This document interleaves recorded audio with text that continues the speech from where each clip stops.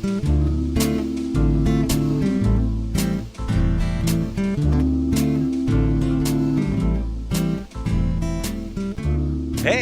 everybody. It's the Dr. Johnny Bananas Show with me, Dr. Johnny Bananas. And yes, I am someone's crazy uncle. Hey, how you doing? A couple of references there to the last few days. Dr. Johnny Bananas, of course, signed the petition, the Great Barrington Reef petition, or whatever it's called, calling for herd immunity. And along with Dr. I.P. Freely and Dr. What was the other one? Dr. Dr. I'm sorry. Dr. Person Fake Name. Oh, man. I'm sorry. Oh, I got the giggles. Oh. Yeah, the Great Barrington Declaration, which had its one day of news, had its 15 minutes of fame, and I think maybe that's gone now. God, I hope so. Well, now I've already gotten myself off track. What were we going to talk about today? Do you know? Oh, yeah, well, we got to talk about the town hall last night, the Joe Biden town hall. I don't know, let's just start there. See what we got here.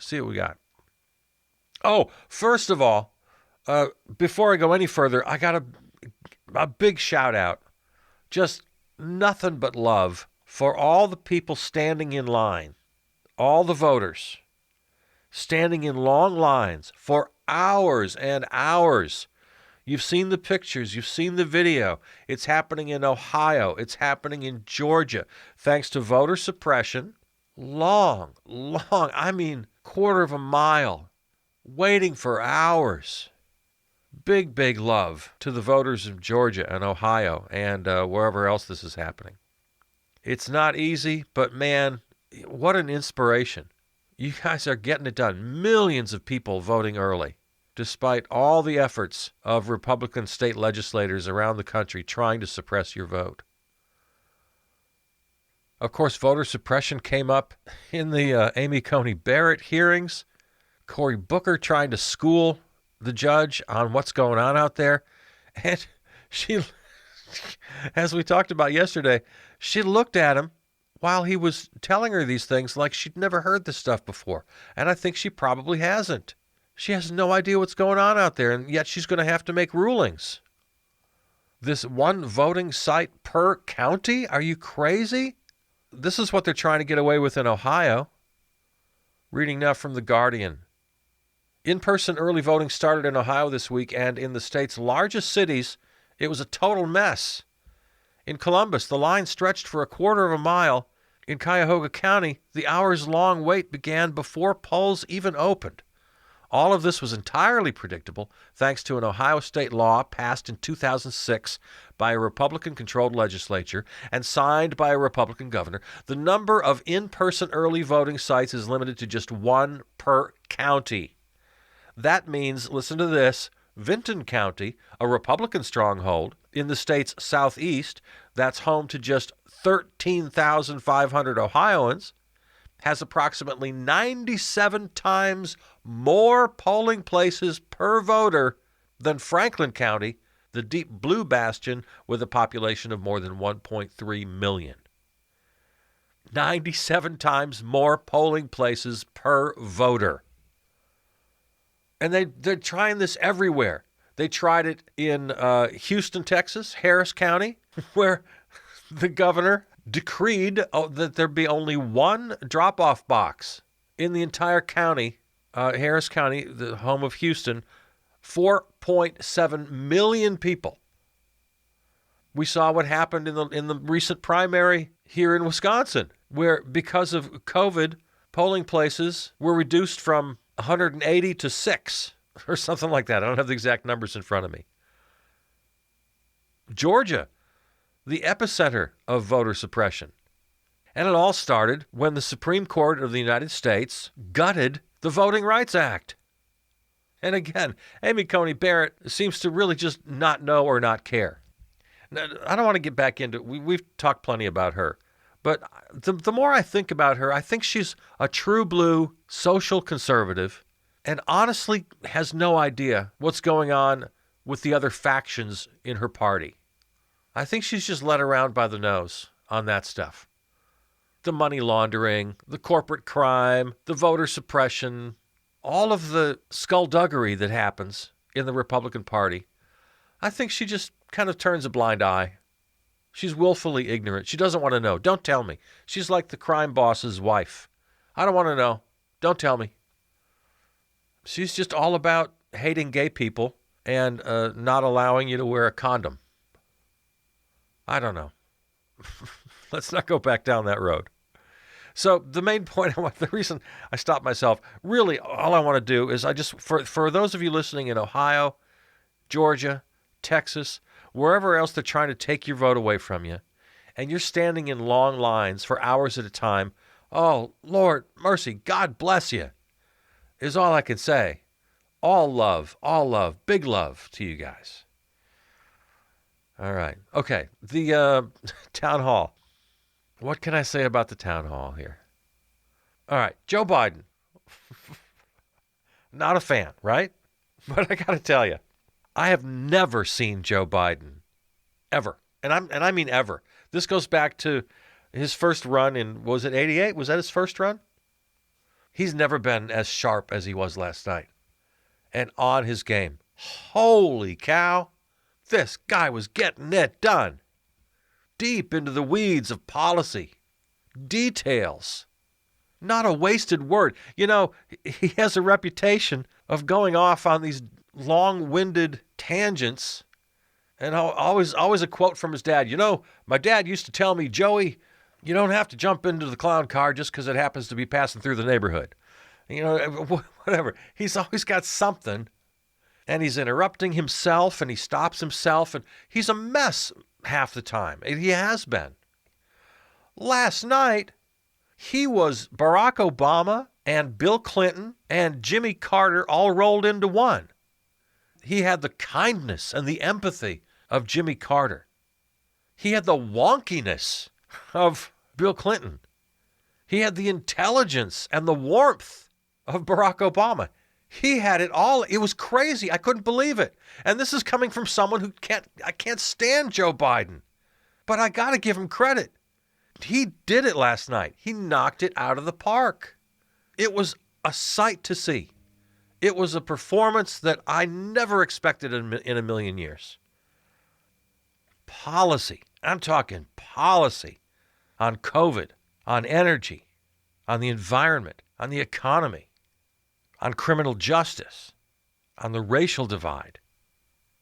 And then, of course, he had his chance to do his whole unity thing, bring the country back together, work across the aisle, that whole bit. But said it in a way that was almost had me convinced. Oh, man, he was on his game. I'll tell you, I was shocked. I was absolutely shocked. So, good for you, Joe. Good for you. For all of the progressives who don't like him but want him to win, you got to be happy today. And, you know, he said something that really kind of made me sit up and take notice. I should have known this, but he pointed out that renewable energy, wind and solar, are cheaper than fossil fuels now. And that's not said enough, because I had to think for a second, is that right? Yeah, I guess it is. As a matter of fact, for 2 years in a row now, that's the case. That's just the case now, permanently. I checked it out. I'm looking at the Sanders Institute right now. Renewable energy cheaper than coal and gas across much of the United States. For the second year in a row, wind and solar accounted for roughly 2/3 of new U.S. generating capacity, while natural gas and nuclear made up most of the rest. That's because of right now, in much of the United States, wind and solar are the cheapest form of power available, according to a new report from investment bank Lazard. Analysts found that new solar and wind installations are cheaper than a new coal-fired power installation just about everywhere, even without subsidies. The cost of renewables continues to fall rapidly. That is a fact, and that is something that I think most people don't know. It's something that I had to kind of remind myself. I went, oh, yeah, I guess that is true. Oh, yeah, so I suppose I remember seeing a headline about that a year ago or so. That's something that needs to be right at the front of everyone's mind, a fact that needs to be known by everyone as we go forward with energy policy. Renewables are cheaper. So does that mean Joe Biden is opposed to fossil fuel subsidies? I had to look this up too because I wasn't sure of the answer. So I look it up. I find this article from August of this year. Joe Biden recommits to ending fossil fuel subsidies after platform confusion. The DNC removed opposition to fossil fuel subsidies from a manager's mark draft on Monday. So, there's so much that gets forgotten or underreported. And this is kind of it's one of these sort of wonky things. Well, what's in the platform? And some people think it doesn't matter and, who cares? And it gets lost in the more sensational stories of the day. Joe Biden recommitted to ending fossil fuel subsidies following backlash from environmentalists. On August 17th, the Democratic National Committee quietly removed language calling for an end to the subsidies from a draft document. That triggered confusion over Democrats' stance on fossil fuel subsidies, since the DNC, Biden, and Senator Kamala Harris have all opposed fossil fuel subsidies in the past. But reached by The Verge, that's the site I'm on right now, theverge.com, the Biden campaign emphasized that it was still committed to ending oil and gas subsidies, both in the U.S. federal budget and across the world. You guys, that's big. That's important. That is substance. That is what we either don't ever learn because we're not paying close enough attention, or we see a quick headline and we forget it because some weird, crazy thing happens in the news cycle, which it does every damn day. So that was a great reminder last night. That was a great reminder for me. Renewable energy is cheaper than coal. It is the stated policy of the Democratic candidate and the Democratic Party to end fossil fuel subsidies. We always talk about how the progressives have to hold Joe's feet to the fire. The minute he's elected, the minute he takes office, we fight. And this is a perfect example of what we have to fight for. You said no more fossil fuel subsidies. We're going to hold you to that. That's a perfect illustration of that philosophy. So that was good last night. It was a. If you really should go back and watch it. I'm sure it's available. You can see it somewhere. The only thing I was kind of annoyed about, ABC News had the town hall with Joe. And I look in the TV listings, and it's, okay, from 7 p.m. my time, Central, to 9 p.m., 2 hours. All right, great. Let's do it. I mean, you know me. I love this stuff. It's like Christmas for me. It's like Christmas morning. I love all this stuff. So, okay, 2 hours. Well, it gets to be 8:30, 90 minutes in, and George Snuffleupagus says, all right, well, thanks, Joe. Good night, everybody. What? It's a half hour to go. So they kick it back to the booth, and they got their whole lineup of talking heads up there, and they take the last half hour. It's like, come on, man. We really need to hear from you. We now need you to tell us what just happened. Oh, that was very annoying. And Joe stayed in the hall. It was an indoor hall, literally maybe like 6 people in the whole place. They just had the members of the public who were asking their questions. And they weren't 6 feet apart. They were 20 feet apart. I mean, this thing was social distance. Anyway, Joe stays in the hall. He puts on his mask, walks up to the front of the stage area where he and George Snuffleupagus were sitting, and he continues to talk with the voters. And ABC News has the camera on him in a split screen. So on one side, it's their little pundit doing their spin. And of course, that's what we hear. That's where the audio is coming from. We have to hear what they have to say. On the other side of the screen is Joe Biden, who stays in the hall, continuing the conversation with the voters. Why aren't we hearing that? What's more important? ABC, network news, come on. Oh, Lord mercy. Come on, you guys. And as one of the news analysts pointed out, she said, long after we're in bed tonight, Joe Biden will probably still be here talking to these voters because that's what he does. That's where he lives. That's what he loves. So, yeah, not happy with ABC News for that decision. Show him continuing to talk to voters, but take the sound down. Listen to what we have to say. Yeah, very important that I hear what Rahm Emanuel has to say. If it wasn't for the fact that Chris Christie just almost died from COVID, he would have had his fat ass in the booth too. Network news. Man. Well, speaking of network news, I guess you probably know about the other thing that happened last night over on NBC. By the way, I got to say, when I searched, I Googled. I confess, I Googled it. I never use Google as a verb because I don't like to admit that I use it. If I was the person I wanted to be, I would never use Google. I would have a more socially responsible search engine. If I was the person I wanted to be, I would be a vegan. I would exercise every day. I would be a gardener. All the great activities and qualities that I admire in other people. And jettisoning Google from my life is one of the things on that list. Anyway, I digress. The point I was going to make is it was very annoying that when I Googled the Joe Biden town hall, because I wanted to see, the latest news, what people were saying, some recaps, I wanted to check it out. The entire first page did not give me Biden town hall. Here are the headlines on the first page of the Google search.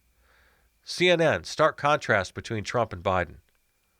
New York Times, Trump and Biden spar from afar. The Guardian, Trump versus Biden. CNN, what you missed from the night without a presidential debate. Watch town hall highlights from President Trump and Joe Biden. I didn't ask about President Trump. I didn't ask about the Orange Menace. Every item that comes up has his damn name in it. I didn't ask about him. USA Today. Now, again, I typed in Joe Biden town hall, right? Here's what I get on the first page of the search. Worst self-own I've seen this political season. Mr. Rogers trends after Trump advisor goes after Biden town hall. Mercedes Schlapp, a senior advisor for President Trump's re-election campaign, was criticizing the tone difference between the town halls. Is Mercedes Schlapp the man or the woman? Because that's one of these political couples, the Schlapps. Is Mercedes the husband or the wife? Mercedes is a woman's name, right? Yeah, that's right. Mercedes Schlapp, that's the wife of the team. Married to, Matt Schlapp is the guy she's married to. Have you seen Matt Schlapp? He's an odd guy. Like this super religious guy, and he's into conversion therapy. Like Bobblehead Mike. Yeah. Anyway, I'm allowing the tangents just to go today. It's Friday. Let the tangents roll. Anyway, so yeah, I'm on my search for Biden town hall, and all I'm getting is Trump. Continuing here, this is still on the front page. Fox News, Biden moves on court packing. Oh, of course, while Trump spars with NBC. So, of course, Trump is in there, and the only thing we hear about Biden is court packing. ABC News, they're the ones who televised the damn town hall, and even they have to put Trump in the headline. Biden's ABC town hall. Former VP lays out vision in stark contrast to Trump's. I didn't ask about the Orange Menace. Why does it come up in the search? NBC News, 5 takeaways from Trump's and Biden's dueling town halls. Got to put Trump first. Daily Beast, NBC staffers seethe as Trump gleefully uses the network against Biden. Washington Post, fact-checking the dueling town halls of Trump and Biden.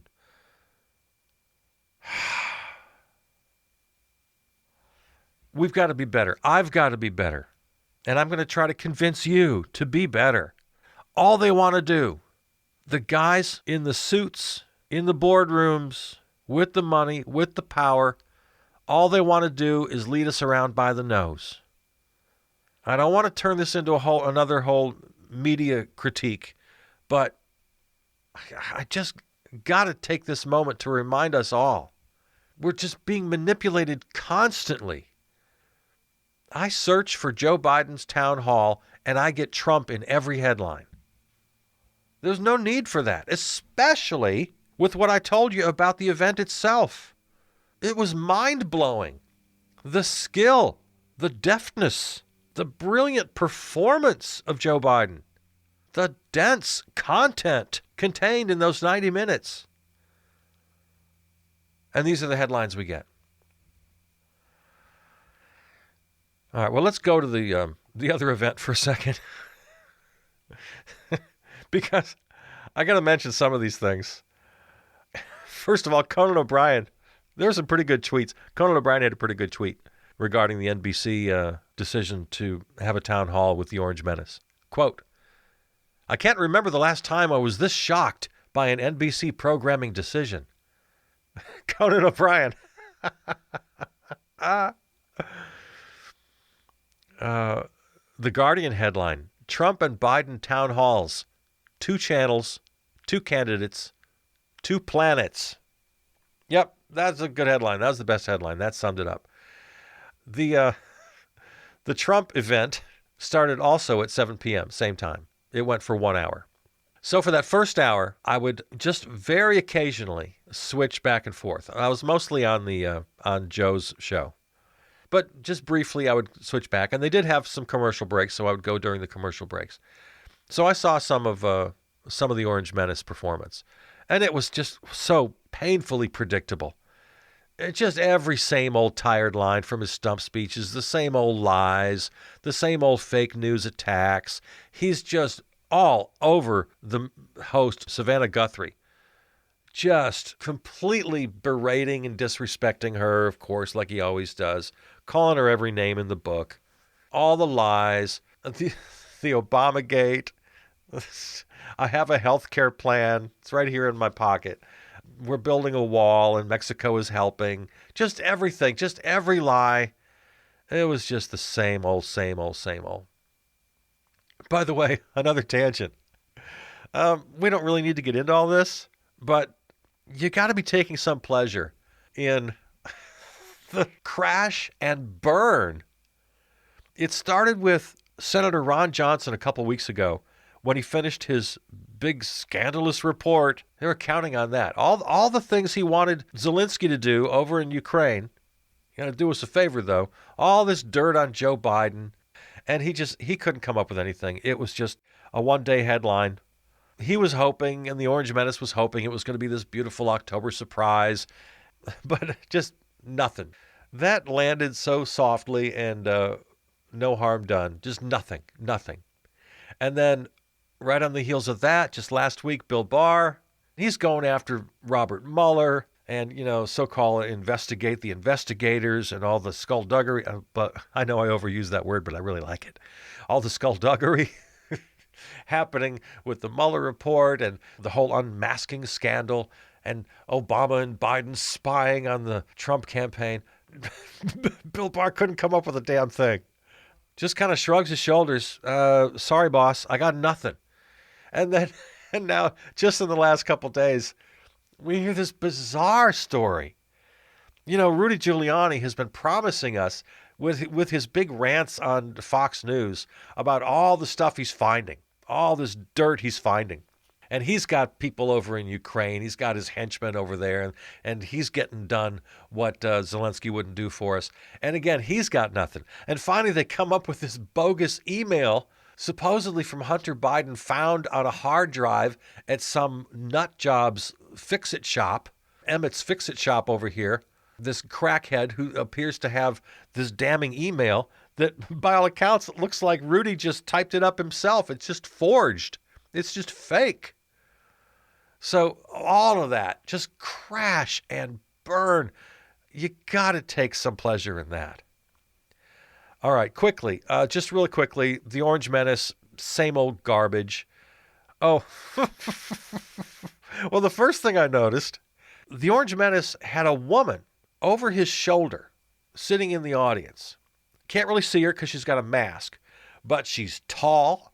She's got boobs out to here, beautiful, long, flowing hair.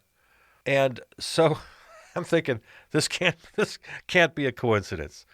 This is somebody from the Orange Menace's beauty queen days or something. She had to be planted there because she was just very obviously nodding her head in agreement and giving the thumbs up. And if he would say something bad about someone, oh, she'd shake her head in disgust. Oh, yes, he's right. Oh, and then back to the big nodding up and down. It was crazy. So leave it to the Orange Menace to give us something like that to all laugh about and talk about. So, of course, I had to look it up this morning. This event happened in Miami. So the Miami Herald reports, Myra Jolie, an immigration attorney and pro-Trump activist who once declared herself Miami's master of selfies during her 2018 campaign, was seated behind the president during this hour-long town hall. After the event, she greeted the president, according to a video posted to her Facebook page. Oh, can't you just see this? Jolie is an immigration attorney and 5-time beauty queen who dabbles as a pundit on Spanish-language television. She's also a fervent Trump supporter and frequently posts about him on Facebook. So, nodding woman. There was no missing her. There was no missing her at all. What else happened? Oh, speaking of I'm not sure how this audience got into the room. Not sure what the process was. But from what I've been able to glean last night and from the little bit I saw, it looked like a stacked crowd for the Orange Menace. And one of the other goofy headlines of the night, let's see, what am I looking at now? Newsweek. An apparent admirer of President Donald Trump praised him for being handsome during Thursday night's town hall event on NBC. Oh, you should have seen it. A woman appeared to flirt with the president just before asking him a question. Good evening, Mr. President. I have to say, you have a great smile. Trump thanked her with a wide grin. Oh, you should have seen him. I've never seen him that happy. You're so handsome when you smile, she said. The comment quickly provoked colorful reactions, ranging from mockery and disgust to approval and agreement on Twitter. Yeah, it was quite a moment. Oh, I've never seen him happier, except maybe when he greets Putin at an international event. It's the only time I've seen him so flush with happiness. It was an odd moment, I got to tell you. So, everybody just, we're voting. We're voting here in Wisconsin. They're voting in Ohio and Georgia and Texas, where they're trying to suppress your vote. Let's just put this pedal to the floor, you guys. 19 days, I think it is. Is that what it is? What's the latest count? 18 days to the end of this election. So, there it is. All right. Have a great weekend.